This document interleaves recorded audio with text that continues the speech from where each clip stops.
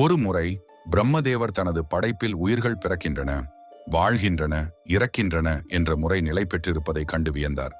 அப்பொழுது நந்தி எல்லா உயிர்களும் இறக்கவில்லை, இறுதியில் எல்லாம் சிவனிடத்திலேயே கலந்துவிடும் என்றார். இதை கேட்ட பிரம்மாவும் விஷ்ணுவும் அதிர்ச்சி அடைந்து நந்தியின் வார்த்தையை சோதிக்க ஒரு பெரிய தவசியை உருவாக்கி அந்த தவசி 100 ஆண்டுகள் வாழ வேண்டும் என விஷ்ணு தனது சக்தியை அழித்தார். ஆனால் அடுத்த 12 நாட்களுக்குள் அந்த தவசி இறந்துவிட்டார். இதை பார்த்த பிரம்மா விஷ்ணு இருவரும் அதிர்ச்சி அடைந்து நந்தியை, நீ கூறியது எப்படி உண்மையானது என கேட்டனர். நந்தி புன்னகையுடன் விளக்கினார், இந்த தவசி தனது வாழ்நாளில் எண்ணற்ற புண்ணியம் செய்தார்.